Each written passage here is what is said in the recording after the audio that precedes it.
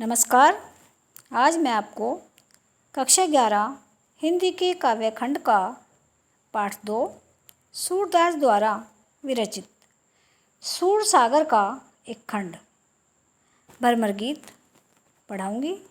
तो आइए देखिए। ऊधो मोही ब्रज बिसरत नाही, हंस सुता की सुंदर कगरी, अरु कुंजनी की छाही। तो देखिए, इस पद में उद्धव गोपियों को ज्ञान और योग का संदेश देने के लिए गए थे, किंतु वे स्वयं प्रेम और भक्ति के रंग में रंगकर मथुरा पहुँचे। उन्होंने कृष्ण को ब्रज की संपूर्ण स्थिति समझाई और माता यशोदा का समाचार दिया। इस पर श्री कृष्ण को ब्रज की याद बहुत सताने लगी। श्री कृष्ण ने उद्धव से कहा, क्या कहा?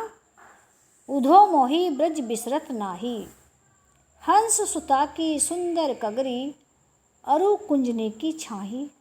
वे कह रहे हैं, हे उद्धव, मैं अनेक प्रकार से ब्रज को भुलाने का प्रयास करता हूँ, किंतु ब्रज को किसी भी प्रकार भुला नहीं पाता।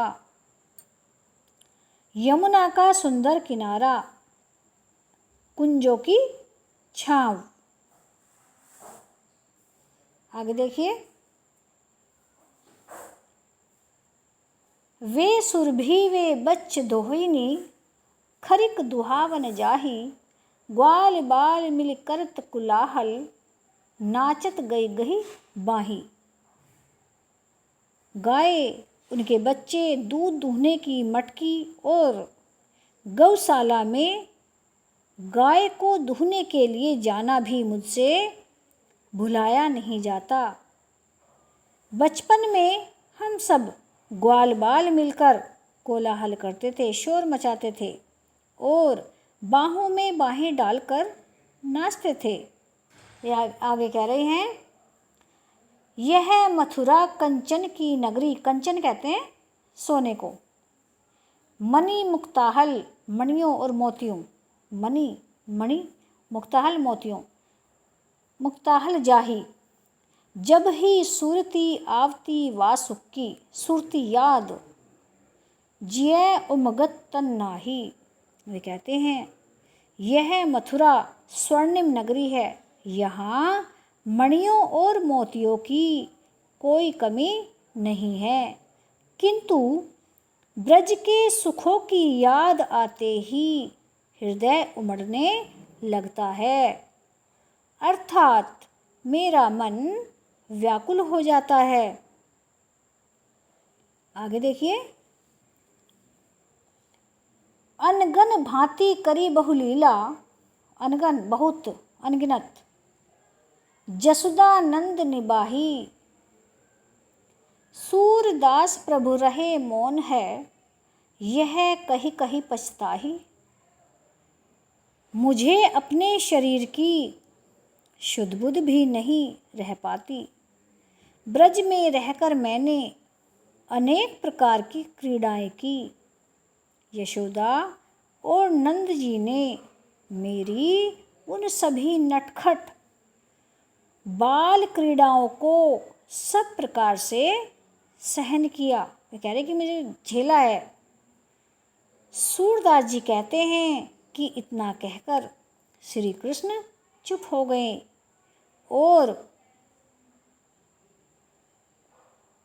ब्रज को छोड़कर मथुरा चले आने पर वे पछताने लगे। ये सारी बातें श्री कृष्ण उद्धव से कह रहे हैं। अगला पैराग्राफ देखिए, नंबर 5। बिनु गोपाल बैरिन भई कुंजे, तब वे लता लगती तन शीतल, अब भई विषम ज्वाल की पुंजे। यह एक मनोवैज्ञानिक तथ्य है कि संयोग अवस्था में जो वस्तुएं सुखदायी लगती है वही वस्तुएं वियोगावस्था में दुखदायी हो जाती हैं। गोपियों के माध्यम से सूरदास ने इसी विषमता को व्यक्त किया है। तो ये देखिए, गोपियाँ कहती हैं, बिनु गोपाल बैरिन, भाई कुंजे गोपाल, गोपाल श्री कृष्ण, बैरिन बैरी शत्रु, तब वे लता लगती तन शीतल, लता बेल शीतल ठंडी, अब वही विषम ज्वाल की पुंजे। वे कह रही हैं कि श्री कृष्ण के संयोग के समय जब श्री कृष्ण यहाँ रहते थे उस समय ये कुंजे हमारे लिए सुखदायी थी, सुख देने वाली थी, और जिनमें हम उनके साथ रास क्रीड़ाएँ किया करती थी। अब वही हमारी शत्रु बन गई हैं, वे हमें अच्छी नहीं लगती हैं, अर्थात वे अब हमें शत्रु के समान दुख पहुंचा रही हैं। इन्हें देख देख कर हमें श्री कृष्ण की याद और अधिक सताने लगी हैं। जब श्री कृष्ण यहाँ थे तब ये लताएं हमें अत्यंत शीतल लगती थी, ठंडी लगती थी इनकी छाएं, परंतु अब उनके बिना ये भयंकर अग्नि ज्वालाओं के समान जलाने वाली बन गई हैं। ये सारी बातें गोपियाँ कह रही हैं, किसके लिए? श्री कृष्ण के लिए। आगे देखिए, व्रता बहती जमुना खग बोलत, ये कहती कि यमुना व्यर्थ में बहती हैं, पक्षी व्यर्थ में बोलते हैं।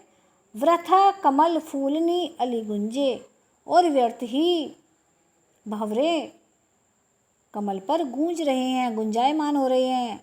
अब यह यमुना व्यर्थ बहती है, पक्षी व्यर्थ बोलते हैं, कमल व्यर्थ खिलते हैं और उन पर भंवरे व्यर्थ गुंजार करते हैं, अर्थात इन सब को देखकर हमें दुख होता है। हमारे लिए इनकी कोई उपयोगिता नहीं है। जब श्री कृष्ण यहाँ थे तो इन सब को देखकर हम प्रेम के आनंद से भर उठती थी। विरह की इस स्थिति में वायु, आगे देखिए इसमें, पवन पान घनसार सजीवन दधिसुत किरनी भानु भई भुंजय, यह उद्धव कहियो माधोसो, माधो श्री कृष्ण मदन मारी कीनी हम लुंजय, सूरदास प्रभु तुमरे दरस को मग जोवत अखियाँ हुई छुंजय। आगे कहा है कि विरह की स्थिति में वायु, जल, कपूर, संजीवनी बूटी और चंद्रमा की शीतल किरणें भी हमारे लिए ग्रीष्म काल सूर्य की किरणों के समान दाहक बन गई है, अग्नि बन गई है, जलाने वाली बन गई है। हे उद्धव, तुम श्री कृष्ण से जाकर यह कहना कि तुम्हारे विरह के कारण कामदेव हमें, हमारे अंगों को लुंज पुंज असक्त शक्तिहीन किए दे रहा है और हमें मारे डाल रहा है।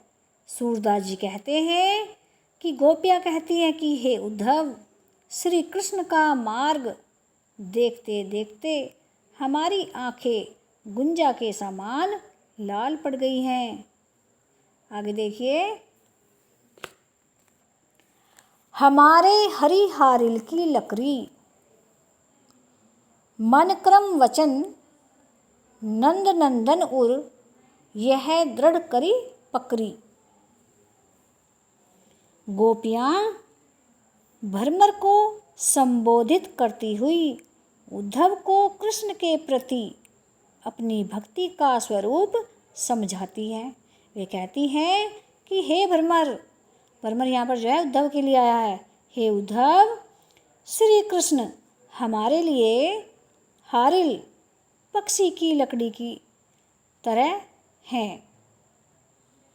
आगे देखिए, मन क्रम वचन नंद नंदन, और कहते हैं हृदय को, यह दृढ़ करी पकड़ी।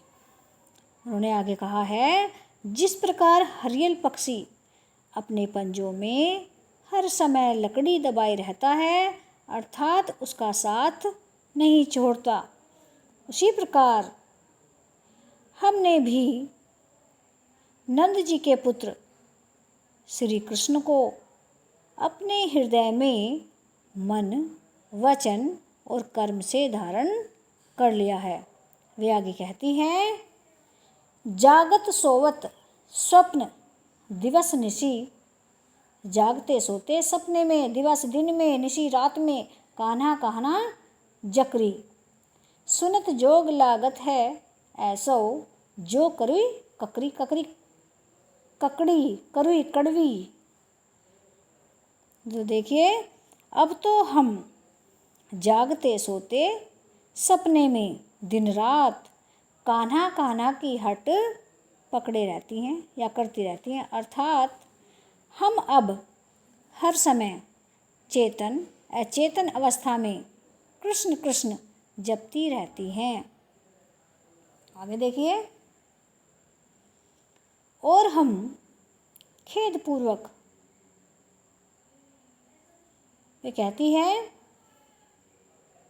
कि आपकी योग की चर्चा हमें, जो आप हमें भाषण दे रहे हैं, हमें समझा रहे हैं, वे हमें कड़वी ककड़ी के समान लगती है। अर्थात जिस प्रकार कड़वी ककड़ी खाते ही या चखते ही मुंह कड़वा हो जाता है, उसी प्रकार उसे खाने की इच्छा नहीं होती, उसी प्रकार आपका योग संबंधी पहला शब्द सुनते ही हम विरक्त होती हैं, तब पूरी चर्चा सुनना तो हमारे लिए असहनीय है। अब सूरदास जी कहते हैं, सूत व्याधि हमको ले आए, देखी सुने न करी, यह तव सूर तिन्हीं ले सौंपो, जिनके मन चक्री। व्याधि कहते हैं बीमारी को।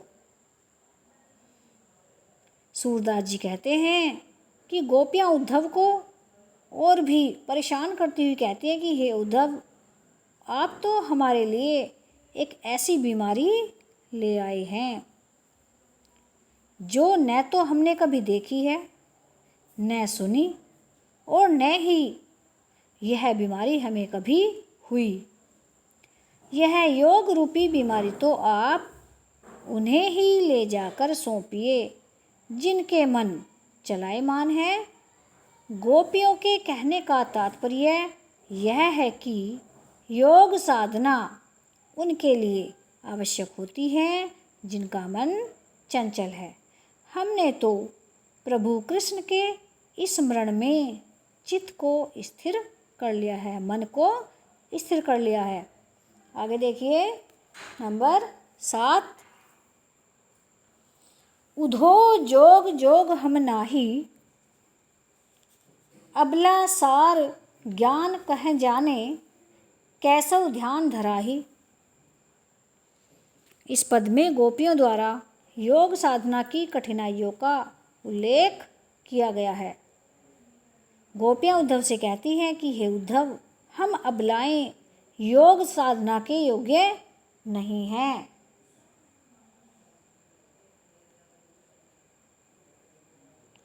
तुम जिस निराकार और निर्गुण ब्रह्म का उपदेश दे रहे हो, हम उनका ध्यान कैसे करें।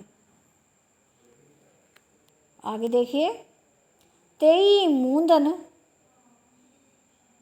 नैन कहत हो, हरि मूर्त जिन माही, ऐसी कथा कपट की मधुकर, हम ते सुनी न जाही। हे उद्धव, तुम हमसे उन नेत्रों को बंद करने को कहते हो जिन नेत्रों में भगवान श्री कृष्ण की मूर्ति निवास कर रही है।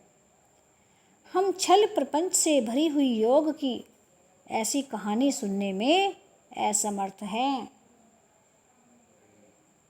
योग साधना के लिए तुम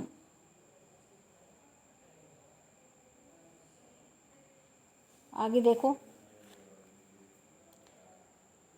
श्रवण चीर सिर जटा बंधाऊं, ये दुख कौन समाही। चंदन तजी अंग भस्म बतावत, विरह अनल अतिदाही। योग साधना के लिए तुम योगियों के समान हमसे भी कानों को चिरवाने और सिर पर जटाएं बांधने के लिए कहते हो। तुम शीतल चंदन का त्याग करके अंगों पर भस्म लगाने के लिए कहते हो। इससे तो शरीर की तपन और अधिक बढ़ जाएगी।